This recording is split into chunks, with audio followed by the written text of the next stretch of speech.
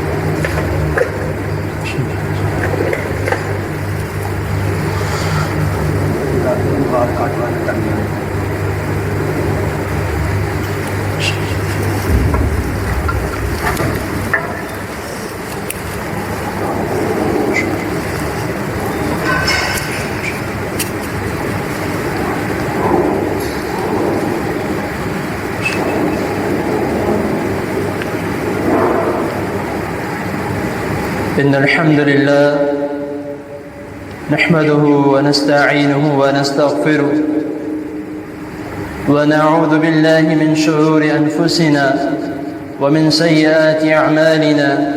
من يهده الله فلا مضل له ومن يضلل فلا هادي له. أشهد أن لا إله إلا الله وحده لا شريك له وأشهد أن محمدًا عبده ورسوله صلى الله عليه وسلم. يا أيها الذين آمنوا اتقوا الله حق تقاته ولا تموتن إلا وأنتم مسلمون. يا أيها الناس اتقوا ربكم الذي خلقكم من نفس واحدة وخلق منها زوجها وبث منهما رجالا كثيرا ونساء واتقوا الله الذي تساءلون به والأرحام إن الله كان عليكم رقيبا يا أيها الذين آمنوا اتقوا الله وقولوا قولا سديدا يصلح لكم أعمالكم ويغفر لكم ذنوبكم ومن يطع الله ورسوله فقد فاز فوزا عظيما أما بعد فإن خير الحديث كتاب الله وخير الهدي هدي محمد صلى الله عليه وسلم وشر الأمور محدثاتها وكل محدثة بدعة وكل بدعة ضلالة وكل ضلالة في النار إن الله وملائكته يصلون على النبي يا أيها الذين آمنوا صلوا عليه وسلموا تسليما اللهم صل على محمد وعلى آل محمد كما صليت على إبراهيم وعلى آل إبراهيم إنك حميد مجيد اللهم بارك على محمد وعلى آل محمد كما باركت على إبراهيم وعلى آل إبراهيم إنك حميد مجيد أعوذ بالله السميع العليم من الشيطان الرجيم من همزه ونفسه ونفخه قال الله تبارك وتعالى في القرآن المجيد وأمر أهلك بالصلاة واستبر عليها وقال الله تبارك وتعالى في القرآن المجيد يا أيها الذين آمنوا قوا أنفسكم وأهليكم نارا وقودها الناس والحجارة صدق اللہ العظیم. حضرات محترم، اللہ تعالیٰ کے فضل و کرم سے آپ دوست احباب بزرگوں کی دعاؤں سے آپ کے سامنے قرآن مجید کی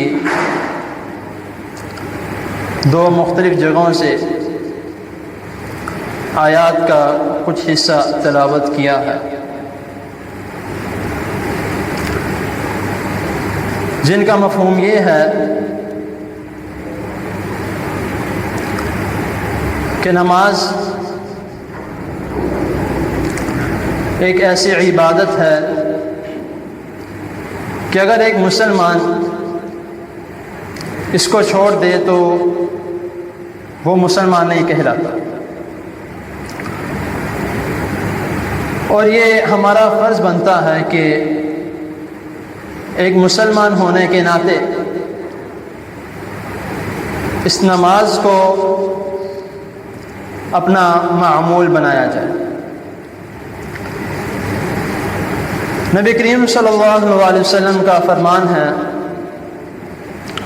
کہ الدین النصیحہ، دین نصیحت ہے.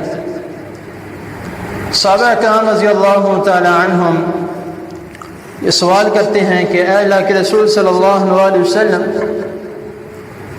دین کس کے لیے نصیحت ہے؟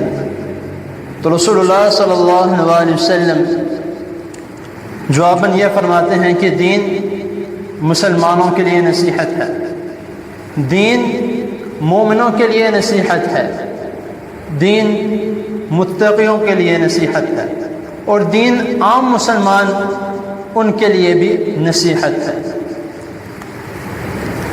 تو ہمیں دین اسلام یہ بتا رہا ہے کہ اللہ تعالیٰ نے ہمیں پیدا کیا ہے. کس لیے پیدا کیا ہے؟ اللہ تعالیٰ قرآن مجید میں فرماتے ہیں وَمَا خَلَقْتُ الْجِنَّ وَالْإِنسَ إِلَّا لِيَعْبُدُونَ، کہ میں نے جن اور انسان کو اپنی عبادت کے لیے پیدا کیا ہے. اب ہم اگر اس سے ہٹ جائیں تو ہم صرف نام کے مسلمان ہیں، صحیح معنوں میں ہم مسلمان نہیں ہیں. کیونکہ اگر دیکھا جائے تو یہ نماز ایک ایسی عبادت ہے کہ اگر ہم اس کو پڑھتے رہیں اور اس کی یہ جو عبادت ہے اس کو ہم کرتے رہیں تو ہم راہ راست پر ہیں۔ اگر ہم اس کو ہم چھوڑ دیتے ہیں تو نہ تو ہماری زندگی اچھی طریقے سے گزرے گی اور نہ ہماری آخرت اچھے طریقے سے گزرے گی۔ وہ کیوں؟ اگر یہ سوال کیا جائے کہ نماز کون لوگ نہیں پڑھ سکتے تو سب سے پہلا یہ جواب ملتا ہے کہ نماز کافر نہیں پڑھتے، ان کو پتہ نہیں کہ نماز کیا ہے، اور نہ وہ مسلمان ہیں، انہوں نے نماز نہیں پڑھی۔ دوسرے نمبر پہ یہ جواب آتا ہے کہ نماز وہ لوگ نہیں پڑھتے جن کو آتی نہیں ہے، ان کو پتہ ہی نہیں ہے، مسلمان تو ہیں لیکن کبھی پوری زندگی میں نماز نہیں پڑھی۔ ایک چھوٹی سی بات اس کے درمیان میں کر رہا ہوں کہ ایک جگہ پر میں گیا تھا، وہاں پر ایک مسجد کا افتتاح تھا، تو انہوں نے بلایا تھا کہ یہ مسجد کا افتتاح ہے تو آپ نے نماز پڑھانی ہے۔ میں نے کہا ٹھیک ہے، اس جگہ پر چلے گئے۔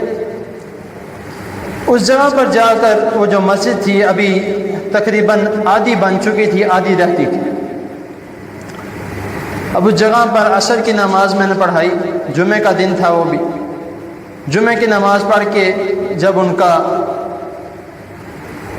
بلاوا آیا کہ آپ نے اس طرح آ کے نماز پڑھانی ہے، تو وہاں جا کر عصر کی نماز جب میں نے پڑھائی، نماز کے بعد ایک بابا جی تقریباً میرے خیال سے ان کی عمر لگ بھگ 60 سے 65 سال کے درمیان ہو، وہ کہتے ہیں کہ آج میں نے زندگی میں پہلی مرتبہ نماز پڑھی ہے۔ اب یہ سوچنے حیرانگی والی بات ہے کہ اتنی عمر ان کی گزر گئی ہے، وہ مسلمان ہیں، کلمہ ان کو پڑھنے آتا ہے لیکن کبھی زندگی میں نماز نہیں پڑھی۔ وہ انہوں نے اس دن جو عصر کی نماز پڑھی وہ ان کی زندگی کی پہلی نماز تھی۔ تو دوسرا آ گیا کہ جن کو نماز پڑھنی نہیں آتی وہ نماز نہیں پڑھتے۔ اور تیسرا شخص وہ ہے کہ جو فوت ہو چکا ہے، اب وہ فوت ہو گیا، اس نے تو نماز نہیں پڑھنی۔ اب یہ 3 لوگ ایسے ہیں جو نماز پڑھ نہیں سکتے یا جو نماز پڑھتے نہیں ہیں۔ اب ہم نے یہ سوچنا ہے کہ ہمارا شمار کن لوگوں میں ہوتا ہے؟ کیا ہم اللہ نہ کرے ہم کافر ہیں، یا ہمیں نماز پڑھنی نہیں آتی، یا ہم فوت ہو چکے ہیں؟ ہم تو زندہ ہیں لیکن پھر بھی ہم نماز نہیں پڑھ، کیا فائدہ؟ رسول اللہ صلی اللہ علیہ وسلم کی جو حدیث ہے، نبی کریم صلی اللہ علیہ وسلم فرما رہے ہیں بین العبد و بین الکفر ترک الصلاۃ، بندہ اور کفر کے درمیان جو ایک فرق کرنے والی چیز ہے وہ کون سی ہے؟ وہ نماز ہے۔ اب ہم کھانا کھاتے ہیں، ہم پانی پیتے ہیں، ہم بھی شادی کرتے ہیں، ہم بھی کاروبار کرتے ہیں، سب کچھ ہم کرتے ہیں، یہ کام تو کافر بھی کرتے ہیں، وہ بھی کھانا پینا سب کچھ، کاروبار بھی وہ کرتے ہیں، اس کے علاوہ شادی بھی وہ کرتے ہیں، لیکن فرق ہمارا اور ان کا کیا ہے کہ وہ نماز نہیں پڑھتے، وہ کلمہ نہیں پڑھتے، ہم نماز بھی پڑھتے ہیں اور ہم مسلمان بھی ہیں، ہم نے کلمہ بھی پڑھا۔ تو اگر ہم نماز نہیں پڑھتے تو پھر ظاہر سی بات ہے کہ ہمارا شمار بھی ان لوگوں میں ہوگا۔ تو اسی لیے ہمیں کوشش کرنی چاہیے کہ جب اذان کی آواز آئے، اگر ہم آج سے 1400 سال پیچھے جاتے ہیں،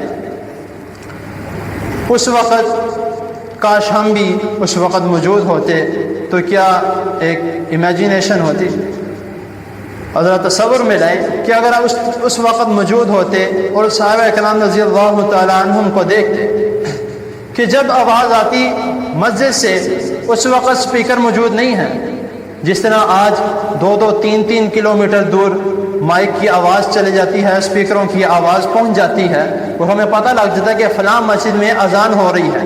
اس وقت یہ موجود نہیں تھا۔ اس وقت کیا وہ صحابہ تھے، حضرت بلال رضی اللہ تعالیٰ عنہ جب اذان دیتے تھے، خوبصورت آواز، بلند آواز ان کی، ان کا لہجہ جو ہم احادیث میں پڑھتے ہیں اس سے پتہ لگتا ہے کہ انتہائی خوبصورت لہجہ تھا۔ تو وہ اذان دے رہے ہیں، حی علی الصلاۃ، حی علی الفلاح، آؤ نماز کی طرف، آؤ کامیابی کی طرف، صحابہ اکرام رضی اللہ تعالی عنہم دوڑ کر جاتے تھے کہ اذان کی آواز آ گئی ہے، جو کام کرنا ہے ادھر جو کر رہے ہیں فٹافٹ ادھر چھوڑ کے، اپنا جو کاروبار کر رہے ہیں ادھر چھوڑ کے ادھر نماز کی طرف چلے جاتے ہیں۔ اسی لیے اللہ تعالیٰ نے ان کی مثال دی ہے، رجال لا تلہیہم تجارۃ ولا بیع عن ذکر اللہ وعن الصلاۃ واقام الصلاۃ، کہ جو وہ مرد جب وہ تجارت کر رہے ہوتے تو نماز کا وقت ہوتا تو اپنی تجارت کو چھوڑ کے نماز کی طرف چلے جاتے، یہ وہ لوگ ہیں۔ تو ہمیں بھی ان کی طرح تو ہم بن نہیں سکتے کیونکہ ان کی شان، ان کا رتبہ بہت بلند ہے، لیکن کم از کم ہم ان کے نقشہ قدم پر تو چل سکتے ہیں۔ وہ اذان کی آواز سنتے تھے، اپنا کاروبار چھوڑ دیتے تھے۔ آج بھی اس کی جو مثال ہے وہ سعودیہ عرب میں ملتی ہے۔ آپ دیکھ لیں، اللہ تعالیٰ ہم سب کو مکہ مدینہ کی زیارت نصیب فرمائے، وہاں پہ عبادت کرنے کی، روزہ رسول پر سلام پیش کرنے کی اللہ تعالیٰ ہم سب کو توفیق عطا فرمائے۔ آپ وہاں پر جا کر دیکھیں، جو لوگ گئے ہیں، الحمدللہ میں بھی گیا ہوں، شکر الحمدللہ، اللہ تعالیٰ دوبارہ لے کر جائے۔ وہاں پر جا کر ہم جب دیکھتے ہیں کہ اذان کی آواز آتی ہے مکہ میں یا مدینہ میں، جب مؤذن اذان دیتے ہیں وہ کہتے ہیں حی علی الصلاۃ، حی علی الصلاۃ، حی علی الفلاح، حی علی الفلاح، آؤ نماز کی طرف، آؤ کامیابی کی طرف۔ تو ادھر آپ دیکھیں گے کہ جیسے ہی اذان کی آواز شروع ہوتی ہے اللہ اکبر سے، وہاں پر وہ دکانیں بند کر دیتے ہیں اور دکانیں بند کر کے وہ مسجد میں چلے جاتے ہیں۔ اگر آپ دیکھتے ہیں تو وہاں پہ ایک بھی مسجد، ایک بھی جو دکان ہے، چھوٹی سی چھوٹی دکان ہے، وہ بھی نہیں کھلی ہوتی۔ سب کدھر جا رہے ہیں؟ نماز کی طرف جا رہے ہیں۔ اس لیے تو ان کے اوپر اتنی برکت ہے کہ وہ نماز کی بہت توجہ کرتے ہیں، نماز کی طرف بہت بھاگ کر جاتے ہیں۔ تو اسی لیے ہمیں بھی یہ کوشش کرنی چاہیے کہ جب اذان کی آواز ہے تو سارے کام چھوڑ دیں، نماز کی طرف چلے جائیں۔ آگے جو ہمارا آج کا جو موضوع تھا کہ اپنے گھر والوں کو نماز کا حکم دیتے رہو، تو اس کی طرف ذرا تھوڑا چلتے ہیں کہ ہمیں اکثر اس طرح ہوتا ہے کہ ہم جب گھر میں ہوتے ہیں اور اذان کی آواز آتی ہے، معذرت کے ساتھ بہت سے والدین ایسے ہیں جو بچوں کو تو یہ کہتے ہیں کہ بیٹا چلو اٹھو، نماز پڑھنے کے لیے چلو، اذان کی آواز آ گئی ہے، تو وہ خود گھر میں بیٹھے رہتے ہیں، موبائل استعمال کرتے رہتے ہیں، اور جب اذان ہو جاتی ہے یا نماز کا وقت قریب ہوتا ہے، گاڑی یا موٹر سائیکل پکڑتے ہیں اور وہ باہر نکل جاتے ہیں کہ مجھے کوئی فلاں کام یاد آ گیا تو میں جا رہا ہوں۔ اب جب ہم خود یہ کام کریں گے تو جو بچہ ہمیں دیکھ رہا ہے یا جو بچہ جس بچے کو ہم کہہ رہے ہیں کہ بیٹا نماز پڑھنے کے لیے چلو، وہ جائے گا؟ وہ کبھی بھی نہیں جائے گا، کیونکہ اس کے جو رول ماڈل ہیں گھر میں، اس کے والدین جو ہیں وہ خود نماز پڑھنے نہیں جا رہے، تو وہ بچے کس طرح جائیں گے؟ اگر ہم بچہ چھوٹا ہے، اب حدیث کے الفاظ ہیں کہ رسول اللہ صلی اللہ علیہ وسلم فرما رہے ہیں کہ جب بچہ چھوٹا ہو، 7 سال کا ہو جائے، جب بچہ 7 سال کا ہو جائے تو اس کو نماز کا حکم دو کہ بیٹا نماز پڑھنے کے لیے جاؤ، مسجد اذان ہو گئی ہے، آپ کو آواز آ گئی، فوراً وضو کرو اور نماز پڑھنے کے لیے جاؤ۔ اب ہم یہ کرتے ہیں؟ ہم نہیں کرتے۔ اگر ہم کرتے ہوں تو انشاءاللہ تعالی ہمارے بچے نمازی ہوں گے۔ اور پھر رسول اللہ صلی اللہ علیہ وسلم اسی حدیث میں فرما رہے ہیں کہ جب بچہ 10 سال کا ہو جائے تو اگر وہ نماز پڑھنے نہیں جاتا تو تم اس کو مار بھی سکتے ہو، اس کو ڈانٹ بھی سکتے ہو، اس کو سزا بھی دے سکتے ہو کہ تم نماز پڑھنے کیوں نہیں گئے؟ میں نماز پڑھنے گیا تھا، میں نے وہاں پر دیکھا نہیں، کہاں پر تھے؟ اس سے پوچھ سکتے ہو۔ لیکن آج کے والدین یہ عمل چھوڑتے جا رہے ہیں۔ وہ کس وجہ سے؟ کہ جب ہم نے خود نہیں جانا تو والدین بچوں سے کیا سوال کریں گے؟ اب ایک والدہ گھر میں موجود ہے، اذان کی آواز آ گئی ہے، بچی یا بچہ چھوٹا ہے ابھی 7 سال کا نہیں ہوا، اس سے پہلے جب بچے کی سیکھنے کی عمر ہوتی ہے، بچہ 1-2 سال کا جب بڑھتا جاتا ہے، وہ اپنے والدین کو دیکھتا ہے کہ وہ کیا کر رہے ہیں۔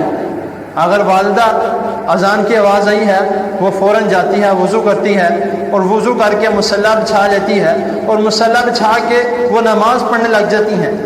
بچہ چھوٹا ہے، 2 سال کا ہے، چلنے کی عمر ہو جاتی ہے، 2 سال کا ہے بچہ یا 3 سال کا ہے بچہ، وہ جب آپ کو دیکھے گا کہ میری والدہ نے جائے نماز بچھایا ہوا ہے، وہ نماز ادا کر رہی ہیں، تو بچہ کیوں نہیں آپ کی طرف آئے گا؟ بے شک جیسی مرضی نماز پڑھے، دائیں ہاتھ کے اوپر بائیں ہاتھ رکھ لے یا جس طرح کی بھی نماز پڑھے، رکوع مکمل نہ کرے، چھوٹا سا رکوع کر لے، سجدے میں جا کر لیٹ جائے، کم از کم آپ کو نماز پڑھتے ہوئے دیکھ رہا ہے، آپ کو کاپی کرنے کی کوشش کر رہا ہے۔ تو جب ہم یہ کام نہیں کریں گے، ہم نماز نہیں پڑھیں گے۔ اب والد ہے، اذان کی آواز آئی ہے، وہ نماز پڑھنے کے لیے جا رہا ہے، تو جب بچہ دیکھے گا کہ میرے والد محترم نماز پڑھنے کے لیے جا رہے ہیں، اذان کی آواز آئی ہے اور فوراً اٹھ گئے ہیں، وضو کرنے کے لیے چلے گئے، کوئی بھی کام کر رہے ہوں، گھر میں بیٹھے ہیں، کوئی بھی کام، موبائل استعمال کر رہے ہوں یا کچھ بھی، جب بچہ دیکھے گا کہ میرے والد محترم انہوں نے موبائل چھوڑ کر یا جو بھی وہ کام کر رہے ہیں وہ چھوڑ کر وہ اذان سن کے فوراً نماز کی طرف چل پڑے ہیں، تو بچہ کیوں نہیں جائے گا؟ وہ تو ضد کرے گا کہ مجھے بھی ساتھ لے کر جائے، میں بھی نماز پڑھنے جاؤں گا۔ وہاں پر جا کر بے شک وہ بیٹھ جاتا ہے، وہاں پر جا کے بے شک وہ لیٹ جاتا ہے، لیکن کم از کم اس کا یہ رجحان تو ہے کہ میں نماز پڑھنے کے لیے جاؤں گا، میرے والد محترم نماز پڑھنے جائیں گے تو میں ساتھ جاؤں گا۔ آپ صبح فجر کے ٹائم اٹھیں گے تو انشاءاللہ تعالیٰ وہ بچہ خود لازمی اٹھے گا کہ میرے والد محترم صبح فجر ٹائم اٹھے ہیں تو اس بار میں نے کوشش کرنی ہے کہ میں بھی اٹھوں گا، یا وہ رات کو یہ کہہ کے سوئے گا کہ ابو جان، ابو جی، کہ آپ صبح فجر کی نماز پڑھنے کے لیے جائیں گے تو مجھے لازمی ساتھ اٹھا کے لے کر جانا۔ وہ لازمی کہے گا، آپ آزما کے دیکھیں۔ لیکن ہم ان کاموں سے، ان اعمال سے ہم بہت دور جاتے جا رہے ہیں۔ ہم نہ خود نماز پڑھنے کے لیے آ رہے ہیں، نہ اپنے بچوں کو نماز پڑھنے کے لیے لے کر آ رہے ہیں۔ پھر جب وہ آہستہ آہستہ بڑی عمر کو پہنچ جاتے ہیں اور پھر ہم ظاہر سی بات ہے بزرگ ہو جاتے ہیں، تو معذرت کے ساتھ ہم جو ہماری جوانی ہوتی ہے ہم اس میں عبادت نہیں کرتے کہ ابھی بہت عمر پڑی ہے، ابھی بہت جینا ہے، ابھی تو کاروبار میں مصروف ہیں، جب تھوڑے بزرگ ہو جائیں گے تب نماز کے لیے جائیں گے۔ اور جب تھوڑے ضعیف العمر ہو جاتے ہیں تو پھر اپنے بچوں کو کہتے ہیں کہ بچے چلو نماز پڑھنے چلو، خود تو کیونکہ خود گھر میں ہیں، دکان پہ نہیں جا رہے ہیں، کہیں کام پہ نہیں جا رہے، اگر جا بھی رہے ہیں تو جلدی آ گئے ہیں، تو وہ پھر اپنی ضعیف العمر میں وہ اپنے بچوں کو کہہ رہے ہیں یا اپنے پوتوں کو کہہ رہے ہیں کہ بیٹا چلو نماز پڑھنے کے لیے چلو۔ اب وہ جو بچہ ہے وہ تو نہیں جائے گا۔ کیوں نہیں جائے گا؟ کیونکہ اس نے دیکھا ہے کہ میرے والد محترم اپنی جوانی میں نماز نہیں پڑھتے تھے، اب تھوڑے گھر میں بیٹھے ہیں یا گھر میں ہیں یا ضعیف العمر ہیں تو اب نماز پڑھنے کے لیے جا رہے ہیں، تو ہم بھی جب تھوڑے بزرگ ہو جائیں گے تب ہم نماز پڑھنے کے لیے جائیں گے، وہ صحیح عمر ہے نماز پڑھنے کی۔ ابھی ہم بھی ذرا کاروبار میں یا ہم بھی ذرا تھوڑا باہر گھوم پھر لیں گے تو کوئی بات نہیں، کوئی حرج نہیں ہے۔ تو اس کا ہمیں خیال کرنا چاہیے۔ جوانی کی عبادت جو ہے، رسول اللہ صلی اللہ علیہ وسلم کا جو فرمان ہے کہ قیامت والے دن کسی بھی چیز کا سایہ نہیں ہوگا، جب یہ سورج سوا نیزے پر ہوگا، پسینے سے شرابور ہوں گے، کسی چیز کا سایہ نہیں ہوگا۔ ابھی تو الحمدللہ ہمارے پاس گھر ہیں، دھوپ ہو تو ہمارے پاس سایہ لینے کے لیے درخت ہیں، سب کچھ ہمارے پاس موجود ہیں، گرمی لگتی ہو اے سی کے اندر بیٹھ جاتے ہیں، لیکن تب ذرا تھوڑا تصور میں لائیں، ذرا تھوڑا امیجنیشن میں اپنے لے کر آئیں کہ جب سورج سوا نیزے پر ہوگا، کوئی سایہ نہیں ہوگا، تب ہم کیا کریں گے؟ تب اللہ تعالیٰ کے عرش کا سایہ ہوگا۔ کن لوگوں پر؟ ان میں سے جو آج کا ہمارا موضوع ہے نماز کے متعلق، نوجوان جس نے اپنی جوانی عبادت میں گزار دی، ہر چیز اس نے چھوڑ دی۔ ہر چیز سے مراد جس طرح آج کل کے نوجوان کر رہے ہیں، گیمز کھیل رہے ہیں یا باہر دوستوں کے ساتھ گھومنے پھرنے جاتے ہیں، کہاں کہاں پر جا رہے ہیں، آپ سب جانتے ہیں، بتانے کی ضرورت نہیں ہے۔ تو لیکن وہ اس طرح کی جگہ پر نہیں جاتا، وہ نماز اذان کی آواز آتی ہے تو فوراً نماز کی طرف چلا جاتا ہے۔ وہ کون ہے؟ ابھی نوجوان ہے، کتنے سال کا ہے؟ 17 18 19 20۔ اذان کی آواز آئی ہے، وہ فوراً مسجد میں چلا گیا ہے۔ تو رسول اللہ صلی اللہ علیہ وسلم کی خوشخبری سن لیں تو رسول اللہ صلی اللہ علیہ وسلم فرما رہے ہیں کہ اس شخص کے لیے اللہ تعالیٰ قیامت والے دن اپنے عرش کا سایہ نصیب کریں۔ اب یہ اتنا بڑا پیکج ہمارے لیے، اگر ہم اب بھی اس کو اویل نہ کریں تو ہم بہت ہی زیادہ بدقسمت ہیں، بہت افسوس کی بات ہے۔ اسی لیے ہمیں کوشش کرنی چاہیے۔ اور ایک حدیث آتی ہے، طبرانی کی حدیث ہے، جس میں رسول اللہ صلی اللہ علیہ وسلم فرما رہے ہیں لا دین لمن لا صلاۃ لہ، اس شخص کا دین نہیں جو نماز پڑھتا نہیں۔ اب ہم نے کلمہ پڑھا ہے، لا الہ الا اللہ محمد رسول اللہ صلی اللہ علیہ وسلم، کلمہ ہم نے پڑھا ہے، لیکن ہم نماز نہیں پڑھتے، کوئی فائدہ نہیں، کوئی فائدہ نہیں۔ آپ صدقات دیتے ہیں، زکوٰۃ دیتے ہیں، خیرات کرتے ہیں، حج پہ جاتے ہیں، عمرے پہ جاتے ہیں، جو مرضی عبادت کرتے ہیں، لیکن اگر نماز نہیں پڑھتے تو کسی بھی عبادت کا کوئی اس کا ثواب نہیں ملے گا۔ کیوں؟ کیونکہ جو سب سے مین چیز ہے، سب سے مین عمل ہے، سب سے مین عبادت ہے، ہم وہ نہیں کر رہے، تو پھر ہم باقی جس طرح اس پہ کر سکتے ہیں کہ ہمیں سب کچھ ملے گا۔ جب نماز کا وقت ہو نماز پڑھیں، کیونکہ قیامت والے دن جو سب سے پہلا سوال ہوگا وہ نماز کا ہوگا۔ یہ سوال نہیں کیا جائے گا کہ کاروبار میں تھے، کیا کیا کیا، کتنے پیسے کمائے، یہ سوال نہیں کیا جائے گا۔ اب تو اگر ہم اللہ تعالیٰ سب کو اپنی حفاظت میں رکھے، کوئی کیس بن جاتا ہے یا کوئی ایسا مسئلہ بن جاتا ہے، کوئی انکم ٹیکس ڈپارٹمنٹ والے آ جاتے ہیں یا کوئی اور بڑے عہدے کے لوگ آ جاتے ہیں گھر میں کسی قسم کی ریٹ ڈالنے کے لیے، کسی قسم کا کوئی مسئلہ بن جاتا ہے، تو اس کے ہاتھ میں تھوڑے بہت پیسے تھما کے ہم اس کو بھیج دیتے ہیں کہ یار یہ ہمارا ذرا کام کر دینا، یہ اتنے پیسے آپ کو میں دے رہا ہوں، اس میں ہم چھوٹ جاتے ہیں۔ لیکن جب اللہ تعالیٰ ہم سے سوال کریں گے تو وہاں پر کون ہمیں بچائے گا؟ وہاں پر کوئی بچانے والا ہے؟ وہاں پر کوئی آ کے کہے گا کہ میں اس کا سفارشی ہوں، اس کو جانے دو، اپنا بندہ ہے؟ کوئی بھی نہیں کہے گا۔ وہاں پر صرف اور صرف کون ہوگا؟ اللہ تعالیٰ ہوں گے اور وہ بندہ ہوگا، اس سے سوال کیا جائے گا کہ بھائی نماز نہیں پڑھی۔ اگر نماز پڑھی ہے، ایک شخص ایسا ہے کہ رسول اللہ صلی اللہ علیہ وسلم فرماتے ہیں کہ ایک شخص نماز پڑھتا ہے اپنی زندگی میں، اس نے ساری زندگی نماز پڑھنے میں گزار دی، لیکن کبھی کبھی غفلت کی وجہ سے اس کی نماز رہ گئی۔ اس کی نماز رہ جانے کی وجہ سے تو جب فرشتے کہیں گے کہ اے اللہ، اس بندے نے نمازیں تو پڑھی ہیں لیکن جنت میں جانے کے لیے ابھی پوری نہیں ہوئی، ابھی کچھ باقی ہیں، تو اللہ تعالیٰ کیا فرماتے ہیں کہ فرشتوں دیکھو اگر اس کے سنتے نوافل ہوں، فرشتے کہیں گے کہ اے اللہ ان کے سنتے نوافل ہیں کافی زیادہ، تو اللہ تعالیٰ فرما رہے ہیں کہ جس کے سنتے نوافل ہیں ان کو فرض بنا کر اس کی نماز پوری کر کے، اس کی نماز کی جو گنتی پوری زندگی کی وہ پوری کر کے اس کو جنت میں داخل کر دیں۔ یہ وہ شخص ہے جو نماز پڑھتا ہے۔ اب ہم نے نماز نہیں پڑھنی تو ہمیں یہ بھی پیکج نہیں ملے گا۔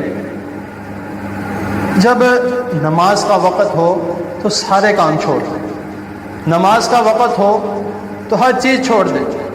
ہم نے شروع میں جو آیت کریمہ تلاوت کی تھی وَأْمُرْ أَهْلَكَ بِالصَّلَاةِ وَاسْتَبِرْ عَلَيْهَا، کہ اپنے گھر والوں کو نماز کا حکم دیتے رہو۔ اس آیت میں اللہ تعالیٰ نے یہ نہیں فرمایا کہ ایک مرتبہ دے دیا، اگر وہ نماز پڑھنے نہیں گئے تو ٹھیک ہے کوئی بات نہیں، اس آیت میں حکم دیا گیا کہ نماز کا حکم دیتے رہو، بار بار دیتے رہو، جب تک وہ نمازی نہ بن جائے بار بار اس کو نماز کا حکم دیتے رہو۔ اب اکثر ہوتا ہے کہ والدین نماز کا حکم دیتے ہیں بچوں کو کہ بچے چلو نماز پڑھنے چلو، نماز کا وقت ہو گیا، وہ کہہ کے چلے جاتے ہیں، اب آ کے بچے کو پوچھتے بھی نہیں ہیں کہ نماز پڑھنے کیوں نہیں آئے، یا ایک مرتبہ بچے کو کہہ دیا کہ چلو نماز پڑھنے چلو، وہ اٹھ کے نہیں گیا تو خود نماز پڑھنے چلے جائیں گے کہ آتا ہے تو ٹھیک ہے، نہیں آتا تو نہ آئے۔ یہ ہماری سب سے بڑی غلطی ہے۔ اور اکثر اس طرح بھی ہوتا ہے کہ جب ہمارے گھر میں مہمان آئے ہوتے ہیں تو تب ہم ذرا تھوڑا احتیاط کرتے ہیں کہ نماز نکل جائے گی، کوئی بات نہیں، ہم بعد میں پڑھ لیں گے، ابھی مہمان بیٹھے ہیں وہ زیادہ ضروری، یہ بھول جائے کہ مہمان بیٹھے ہیں وہ زیادہ ضروری، کیونکہ سب سے پہلے سوال کس کا کیا جائے گا؟ نماز کا کیا جائے گا، مہمان نوازی کا نہیں کیا جائے گا۔ گھر میں مہمان بیٹھے ہیں، اکثر اس طرح ہوتا ہے کہ گھر میں مہمان بھی ہیں اور جو گھر کے جو مالک ہیں وہ خود نماز پڑھنے چلے جاتے ہیں، مہمان گھر میں بیٹھے ہیں، اور بھائی ان کو ساتھ لے کر جاؤ نماز پڑھنے کے لیے۔ کیوں؟ کیونکہ وہ گھر میں بیٹھے ہیں۔ نمبر ایک تو مہمان بن کر آئے ہیں، ٹھیک ہے، نمبر دو وہ غیر محرم ہیں، وہ گھر میں بیٹھے ہیں اور آپ باہر ہو، ان کو بھی ساتھ لے کر جاؤ نماز پڑھنے کی، ان کو بھی پتہ لگے کہ بھائی نماز پڑھنی ہے، نماز زیادہ ضروری ہے۔ کھانا کھا رہے ہوں پھر تو ایک کہتا ہے کہ چلو کھانا کھا رہے ہیں، کھانا کھا کے ہم بعد میں جا کے اپنی نماز کروا لیں گے، لیکن ہم فارغ بیٹھے ہیں، گپیں لڑا رہے ہیں، سب کچھ کر رہے ہیں، نماز پڑھنے نہیں جا رہے، ادھر اذان کی آواز آ رہی ہے۔ اگر بیچ میں کوئی ایسا شخص موجود ہو جو کہتا ہے کہ بھائی صاحب نماز کا ٹائم ہو گیا ہے، اذان کی آواز آئی ہے، آؤ نماز پڑھنے چلیں، وہ کہتے ہیں کہ آپ چلو ہم آپ کے پیچھے پیچھے آ رہے ہیں۔ اب وہ تو نماز پڑھنے چلا گیا، وہ نماز کے پیچھے نہیں آئے، اب گھر آ کے پوچھتے یار آپ نے نماز پڑھنے، میں پڑھ کے آیا ہوں پچھلی صف میں، آپ نے دیکھا نہیں، میں نماز پڑھ کے کیا یہ ہمارے معاشرے کا حال ہے؟ ہمیں کچھ سمجھ نہیں آ رہی۔ رسول اللہ صلی اللہ علیہ وسلم نے نماز کی مثال ایک انسان کے جسم کی اور سر کی دی ہے۔ انما موضع الصلاة من الدین کموضع الرأس من الجسد۔ رسول اللہ صلی اللہ علیہ وسلم فرما رہے ہیں کہ دین میں نماز کی مثال اس طرح ہے جس طرح جسم کے ساتھ سر ہونا لازمی ہے۔ اب ایک شخص اس کا جسم ہے، سر نہیں ہے، وہ زندہ رہے گا؟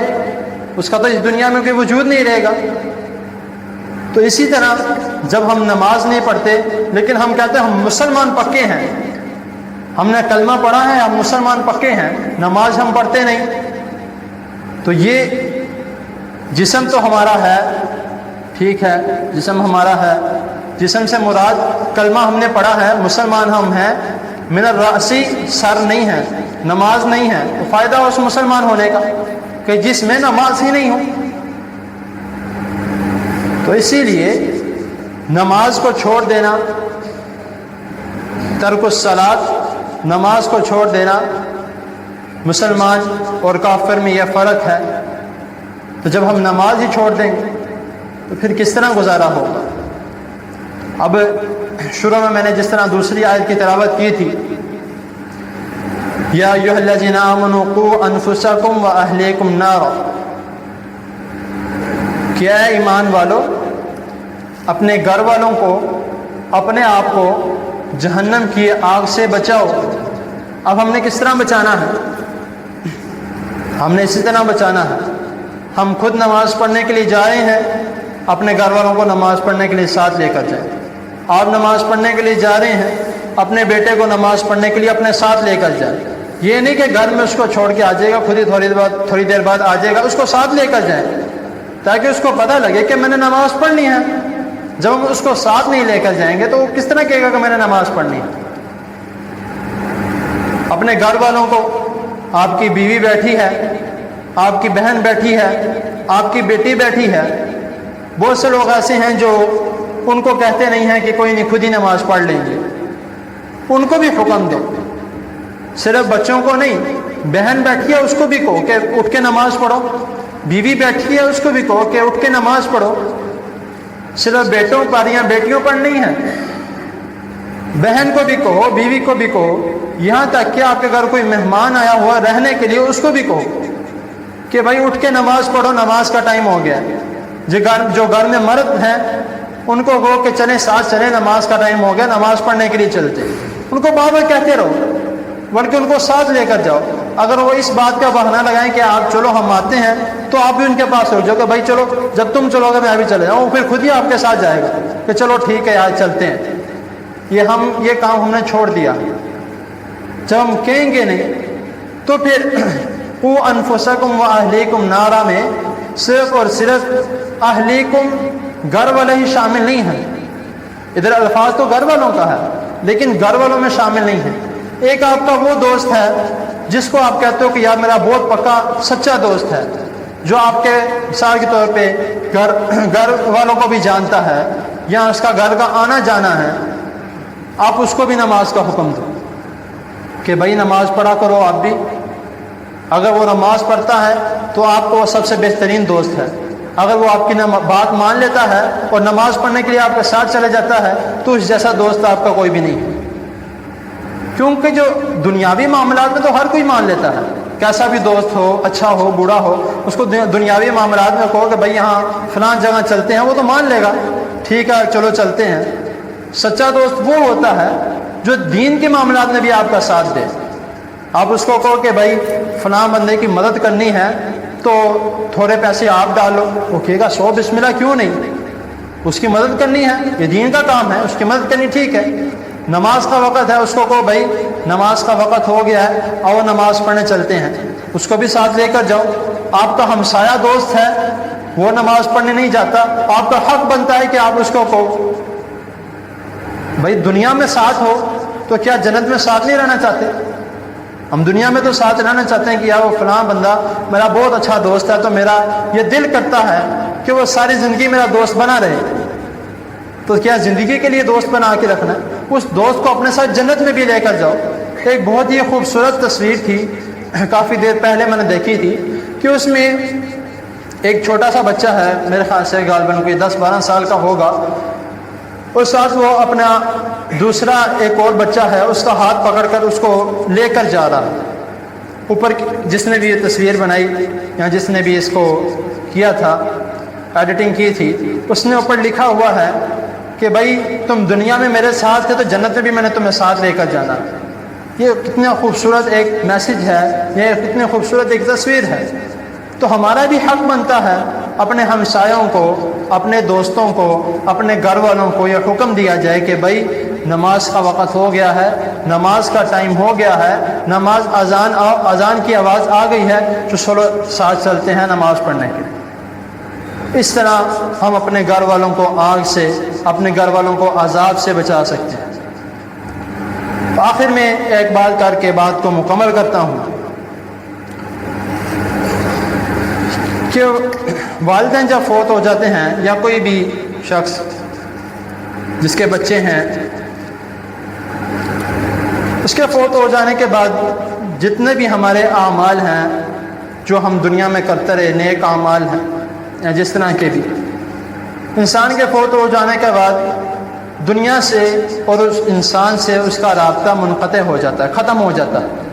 وہ کوئی ابھی نیک اعمال کر رہے ہیں، آگے پہنچائی جا رہے ہیں، ٹھیک ہے اس کا ثواب مل جائے گا، لیکن فوت ہو جانے کے بعد ہم کوئی اعمال نہیں کر سکتے، ہم کوئی نیک کام نہیں کر سکتے، ہم کچھ بھی نہیں کر سکتے، نہ کاروبار، نہ کھانا پینا، کچھ بھی نہیں، کیونکہ فوت ہو چکے۔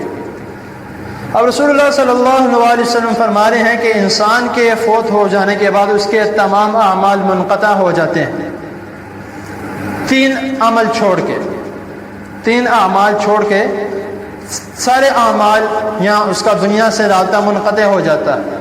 نمبر 1 صدقہ جاریہ، کہ اس نے کوئی مدرسہ بنا دیا بچوں کے لیے جہاں پہ بچے بیٹھ کے قرآن مجید کی تلاوت کرتے ہیں، قرآن مجید حفظ کرتے ہیں، یا کوئی مسجد بنا دی جہاں پہ لوگ آتے ہیں، عبادت کرتے ہیں، نماز پڑھتے ہیں، یا اس نے کوئی ٹوٹی لگوا دی، گھر کے باہر کے لوگ آتے ہیں، پیاسے ہوتے ہیں، پانی پئیں گے، یہ صدقہ جاریہ ہے، یہ قیامت تک اس کے ساتھ چلتا رہے گا، اس کو ثواب ملتا رہے گا۔ جتنے لوگ تلاوت کریں گے، جتنے لوگ قرآن مجید پڑھیں گے، جتنے لوگ اس جگہ پہ عبادت کریں گے، جتنے لوگ اس ٹوٹی سے پانی پئیں گے، اس کا ثواب اس شخص کو ملتا رہے گا۔ نمبر 2، ایسا علم جو فائدہ مند ہو، جس طرح قرآن کا علم سکھاتے ہیں، احادیث کا علم سکھاتے ہیں، اچھی باتیں سکھاتے ہیں۔ اب وہ بچہ وہ اچھی باتیں، یا بڑا ہو، بچہ ہو، کوئی بھی ہو، وہ قرآن مجید سناتا رہتا ہے یا قرآن مجید کی تلاوت کرتا رہتا ہے، جس استاد نے سکھایا ہے یا والدین نے سکھایا ہے، ان کو یہ ثواب ملتا رہے گا۔ اب سب کچھ تو ختم ہو گیا، لیکن وہ ثواب ابھی تک جاری ہے۔ 2 چیزیں ہو گئی۔ تیسری چیز، نیک اولاد۔ نیک اولاد دنیا میں موجود ہے، آپ کے لیے دعا کر رہی ہے، توبہ استغفار کر رہی ہے، اپنے لیے بھی آپ کے لیے بھی اس کا ثواب مل رہا ہے۔ نماز ادا کر رہی ہے، اس کو بھی ثواب مل رہا ہے، آپ کو بھی اس کا ثواب۔ کیوں؟ آپ کی پرورش اچھی تھی، آپ اس کو نماز پڑھنے کے لیے اپنے ساتھ لے کر جاتے تھے، آپ اس کو نماز پڑھنے کا بار بار حکم دیتے تھے کہ بیٹا نماز پڑھو، نماز پڑھو، آؤ نماز پڑھنے چلے، قرآن مجید کی تلاوت کرو۔ نیک اولاد، بیٹا ہو یا بیٹی ہو، وہ بعد میں نیک اعمال کرتے رہیں گے، اس کا ثواب آپ کو ملتا رہے گا۔ یہ 3 اعمال ایسے ہیں جو انسان کے فوت ہو جانے کے بعد بھی اس کے ساتھ رہتے ہیں۔ ہمیں کوشش کرنی چاہیے کہ اپنے بچوں کو یہ سکھایا جائے، تینوں چیزیں سکھائیں بچوں کو، کہ بیٹا صدقہ بھی کرو اور ایسا صدقہ کرو کہ جو لوگوں کو فائدہ پہنچائے، ایسا علم سکھاؤ جو لوگوں کو فائدہ پہنچائے، اور ایسی اولاد بنو کہ ہمارے جانے کے بعد آپ ہمارے لیے صدقہ جاریہ بنو، آپ ہمارے لیے دعائیں کرو، آپ نماز پڑھو۔ تو اگر ایسی اولاد ہوگی تو انشاءاللہ تعالیٰ دنیا بھی جنت ہے اور آخرت بھی جنت ہے۔ تو اسی لیے اب یہ ہم نے سوچنا ہے کہ ہم نے کیا کرنا ہے، ہم نے اپنا محاسبہ کرنا ہے، اور ہم نے جس طرح میں نے شروع میں سوال کیا تھا آپ سے، ایک مرتبہ پھر کرتا ہوں کہ نماز کون لوگ ہیں جو پڑھ نہیں سکتے؟ آپ میں سے کوئی ہے جو جواب دے سکے؟ جو پہلے سن چکے ہیں وہ تو ٹھیک ہے۔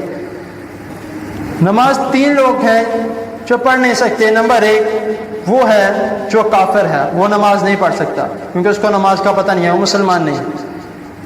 نمبر 2 ایسا شخص جس کو نماز پڑھنی نہیں آتی، اس کو پتہ ہی نہیں ہے نماز کیا، مسلمان ہے لیکن نام کا مسلمان، وہ نماز پڑھنی نہیں آتی۔ نمبر 3 جو فوت ہو چکا ہے۔ اب ہمیں اپنا محاسبہ یہ کرنا ہے کہ ہم کن لوگوں میں ہیں۔ کیا اللہ نہ کرے ہم کافر ہیں، یا ہمیں نماز پڑھنی نہیں آتی، یا ہم فوت ہو چکے ہیں، کچھ بھی نہیں ہے تینوں میں سے، نماز بھی آتی ہے، الحمدللہ کافر بھی نہیں ہے، زندگی بھی ہے، ابھی اللہ تعالیٰ کا حکم نہیں آیا، تو پھر کیوں نہیں نماز پڑھتے؟ کیوں نہیں بچوں کو نماز پڑھنے کے لیے لے کر جاتے؟ کیوں اپنے گھر والوں کو نماز کا حکم نہیں دیتے؟ یہ بھی ہم نے سوچنا ہے کہ ہم کس راہ پر چل رہے ہیں، ہم کیا کر رہے ہیں۔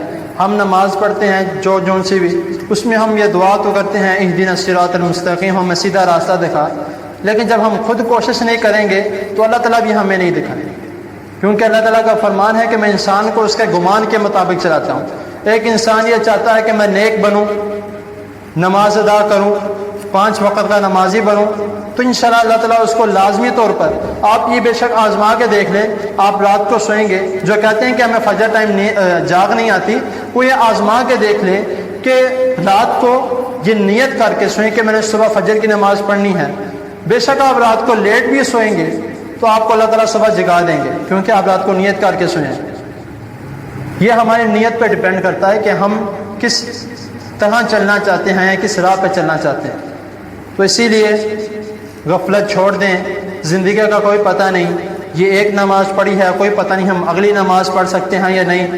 تو اسی لیے جو بھی نماز پڑھیں یہ سمجھیں کہ یہ میری زندگی کی آخری نماز ہے، جتنی عاجزی کے ساتھ ہو سکتا ہے، جتنی عاجزی کے ساتھ ہو سکتا ہے اس نماز کو ادا کریں۔ بس یہی آج کا جو ہمارا موضوع تھا، آج کا جو سبق تھا کہ نماز گھر والوں کو بھی حکم دیں، خود بھی نمازی بنیں، اور بچوں کو ایک اپنے آپ کو ایک ماڈل بن کے، ایک رول ماڈل بن کے دکھائیں کہ ہم نے نماز، جب ہم خود نماز پڑھیں گے تو بچے بھی ہمیں دیکھ کے نماز پڑھیں گے. جب ہم خود نمازی نہیں ہیں تو ہمارے بچے سے بھی ہم یہ نہیں کہہ سکتے کہ تم نمازی کیوں نہیں بنے، تم نے نماز کیوں نہیں پڑھی، تو تم نے مجھے بخشوایا کیوں نہیں، یہ نہیں کہہ سکتے. تو اسی لیے خود بھی نمازی بنیں، بچوں کو بھی نمازی بنائیں. تو جتنا ہوگا، جتنی ہم کوشش کریں گے، جتنی ہم جد و جہد کریں گے اس میں، تو انشاءاللہ اتنا ہمیں فائدہ ہوگا.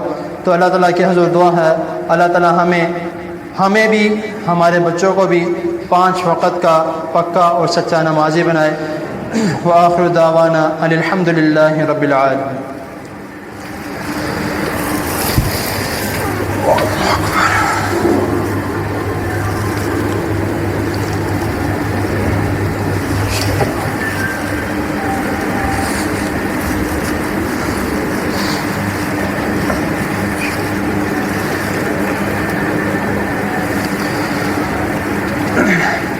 الحمد لله نحمده ونستعينه ونستغفره ونعوذ بالله من شرور أنفسنا ومن سيئات أعمالنا. من يهده الله فلا مضل له ومن يضلل فلا هادي له. أشهد أن لا إله إلا الله وحده لا شريك له وأشهد أن محمدا عبده ورسوله صلى الله عليه وسلم. أما بعد فإن خير الحديث كتاب الله وخير الهدي هدي محمد صلى الله عليه وسلم وشر الأمور محدثاتها وكل محدثة بدعة وكل بدعة ضلالة وكل ضلالة في النار. إن الله وملائكته يصلون على النبي يا أيها الذين آمنوا صلوا عليه وسلموا تسليما. اللهم صل على محمد وعلى آل محمد كما صليت على إبراهيم وعلى آل إبراهيم إنك حميد مجيد. اللهم بارك على محمد وعلى آل محمد كما باركت على إبراهيم وعلى آل إبراهيم إنك حميد مجيد.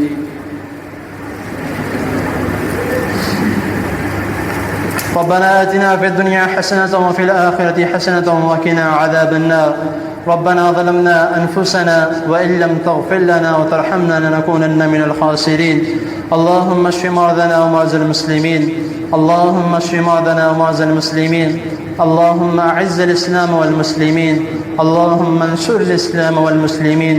اللهم إنا نعوذ بك من جهد البلاء ودرك الشقاء وسوء القضاء وشماتة الأعداء. لا إله إلا أنت سبحانك إني كنت من الظالمين. يا حي يا قيوم برحمتك نستغيث.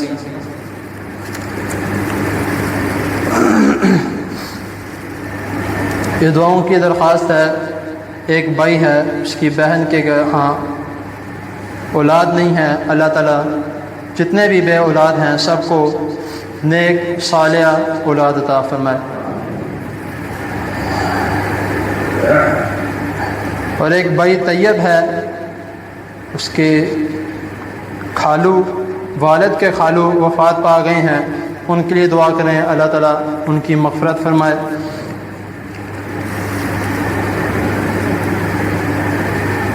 اور ایک بہن نے دعا کے لیے کہا ہے کہ اس کے بچے پیدا ہوتے ہی فوت ہو جاتے ہیں. اللہ تعالیٰ اس بیماری سے سب کو بچا کے رکھے. اس بہن کو اللہ تعالیٰ نیک صالحہ اور صحت والی، ایمان والی، لمبی زندگی والا اللہ تعالیٰ نیک صالحہ اولاد عطا فرمائے. جتنے بھی بے اولاد جوڑے ہیں اور جتنے بھی بیمار ہیں اللہ تعالیٰ سب کو نیک صالحہ اولاد عطا فرمائے. اور جو بیمار ہیں اللہ تعالیٰ ان سب کو صحت کاملہ عاجلہ عطا فرمائے. اور میری دادی پھپھو لگتی ہیں، وہ بھی بیمار ہیں کافی زیادہ، ان کے لیے بھی دعا کریں اللہ تعالیٰ ان کو صحت کاملہ عاجلہ عطا فرمائے. جن لوگوں نے دعاؤں کے لیے کہا ہے کچھ یاد رہ جاتے ہیں، کچھ بھول جاتے ہیں، تو اللہ تعالیٰ ان سب کی نیک حاجات، نیک دعائیں، جو انہوں نے دعاؤں کے لیے کہا ہے اللہ تعالیٰ سب کی دعاؤں کو قبول و منظور فرمائے. اور جتنے یہاں پہ موجود ہیں اللہ تعالیٰ ان میں سے بھی کسی کی اگر کوئی دعا ہے اللہ تعالیٰ قبول کرے. کوئی بیمار ہے اللہ تعالیٰ صحت دے. کوئی فوت ہو چکے ہیں اللہ تعالیٰ ان کو جنت الفردوس میں جگہ عطا فرمائے. پہلے آپ نے آخری بات ہے، بات کو مکمل کرتا ہوں کہ جتنے بھی خطبات سنے ہیں میرے خیال سے کاسا بتا رہے ہیں کہ سارے پنجابی میں سنے ہیں ماشاءاللہ. تو میں نے آج کا جو خطبہ دیا ہے، جو ہمارا موضوع تھا کہ گھر والوں کو نماز کا حکم دینا، وہ نماز کے متعلق تو اردو میں ہی دے سکتا تھا، کیونکہ پنجابی کا اس طرح کا میرا کوئی سٹائل نہیں ہے جس طرح آپ لوگ ماشاءاللہ سنتے رہتے ہیں۔ تو اسی لیے امید ہے کہ انشاءاللہ تعالی جو باتیں کی ہیں آپ اچھے طریقے سے سمجھ بھی گئے ہوں گے، انشاءاللہ اس پر عمل بھی کریں گے۔ اور یہ یہاں پر میرا جو پہلا خطبہ تھا، اور کافی ماشاءاللہ لوگوں نے اور مجھے دعائیں بھی دیں، اور کافی لوگوں کا یہ خواہش بھی تھی۔ اس طرح میں کئی مرتبہ ادھر پہلے جب آتا رہتا ہوں درس وغیرہ دینے کے لیے بیچ میں کبھی کبھی، تو تب بھی کافی لوگوں نے کہا کہ آپ صاحب آپ ادھر مستقل درس رکھ لیں کہ ایک دن کوئی بیچ میں، وہ بھی انشاءاللہ تعالیٰ اللہ تعالیٰ نے توفیق دی تو لازمی رکھیں گے۔ تو یہ خطبہ بھی کافی لوگوں کو کہنے کی وجہ سے کہ قاری ریاض صاحب جو ہیں وہ عمرہ کرنے کے لیے گئے ہیں، ماشاءاللہ ان کا فون بھی آیا تھا ایک دو دن پہلے، میں نے بھی بات کی تھی، اور وہ بھی اللہ تعالیٰ سب کو عمرہ کرنے کے لیے لے کر جائیں مکہ مدینہ، جس طرح میں نے پہلے بھی دعا کی تھی، اللہ تعالیٰ سب کو زیارت نصیب فرمائے، کیونکہ ادھر جانے کی ہر ایک کی خواہش ہوتی ہے۔ لیکن افسوس کی بات یہ ہے کہ جو کئی مرتبہ جا چکے ہیں اب وہ وہاں پر صرف اور صرف سیر و تفریح کے لیے جا رہے ہیں۔ یہ بہت ہی ویسے دکھ کی بات ہے۔ اب وہاں پر جاتے ہیں، جا کے وہ عبادت کرنے کی جگہ ہیں، وہاں پہ عبادت کرنی چاہیے، لوگ وہاں پر جاتے ہیں نمازیں کم پڑھتے ہیں، شاپنگ زیادہ کرتے ہیں۔ تو اس سے بھی ذرا اجتناب کیا جائے، کیونکہ وہ ایسی جگہ ہے جہاں پر جانے کے لیے ہر غریب جو ہے وہ کوشش کرتا ہے کہ میں کسی طریقے سے وہ پائی جوڑ کر 1-1 روپیہ 10-10 روپے کر کے۔ ایک عورت کے بارے میں مجھے پتہ لگا تھا کہ اس نے وہ ایک گھر میں کام کرتی تھی، تو اس نے اس گھر میں سے جتنی بھی اس کی تنخواہ نکلتی تھی اس میں سے وہ روز کا 100 روپیہ 500 روپیہ اس طرح کر کر کے اس نے پیسے جمع کر کے وہ حج کے لیے گئی۔ تو یہ ایک بہت ہی ایک رشک والی بات ہے کہ وہ جگہ ہیں عبادت کے لیے، تو سیر و تفریح کی نیت سے نہ جائیں، ادھر عبادت کی نیت سے جائیں تو انشاءاللہ تعالیٰ مکمل عبادت کا ثواب ملے گا۔ جب سیر و تفریح کے لیے جائیں گے تو وہاں پہ نمازیں بھی پڑھتے ہیں تو اس کا کوئی فائدہ نہیں۔ تو اللہ تعالیٰ سب کو مکہ مدینہ کی زیارت نصیب فرمائے، اور جو سنا اور جو آپ نے سنا میں نے سنایا، اللہ آپ کو بھی اور مجھے بھی اس پر عمل کرنے کی توفیق عطا فرمائے۔ سبحان ربک رب العزت عما یصفون وسلام علی المرسلین والحمد للہ رب العالمین۔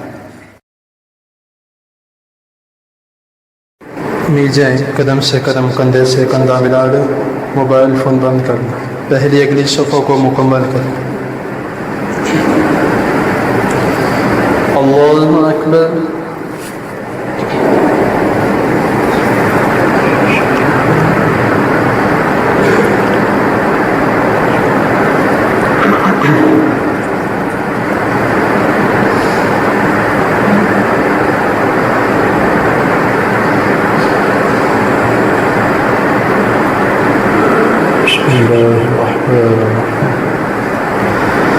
الحمد لله رب العالمين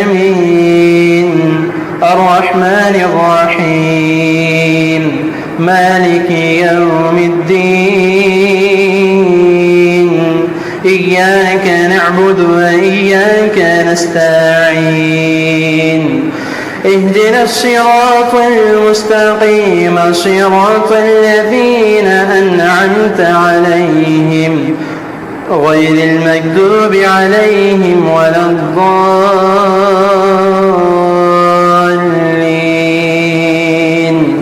آمين۔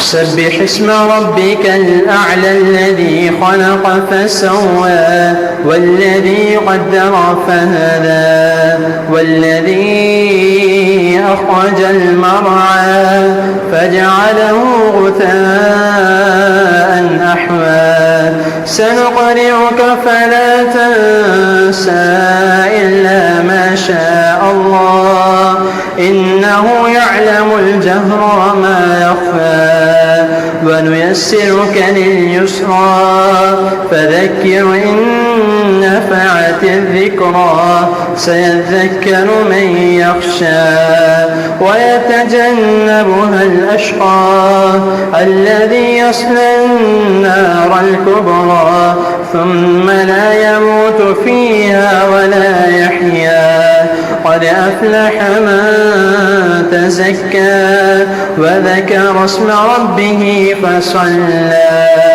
بل تؤثرون الحياة الدنيا والآخرة خير وأبقى إن هذا لفي الصحف الأولى صحف إبراهيم وموسى.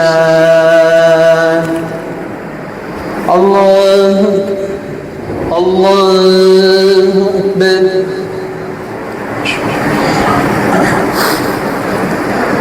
الحمد لله رب العالمين الرحمن الرحيم مالك يوم الدين إياك نعبد وإياك نستعين اهدنا الصراط المستقيم صراط الذين أنعمت عليهم غير المكتوب عليهم ولا الضالين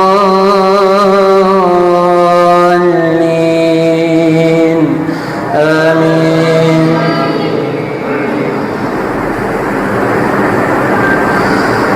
هل أتاك حديث الغاشية وجوه يومئذ خاشعة عاملة ناصبة تصلى نارا حامية تسقى من عين آنية ليس لهم طعام إلا من ضريع لا يسمن ولا يغني من جوع وجوه يومئذ ناعمة لسعيها راضية في جنة عالية لا تسمع فيها لاغية فيها عين جارية فيها سرر مرفوعة وأكواب موضوعة ونمارق مصفوفة وزرابي مبثوثة أفلا ينظرون إلى الإبل كيف خلقت وإلى السماء كيف رفعت وإلى الجبال كيف نصبت وإلى الأرض كيف سطحت فذكر إنما أنت مذكر لست عليهم بمسيطر إلا من تولى وكفر فيعذبه الله العذاب الأكبر إن إلينا إيابهم ثم إن علينا حسابهم. الله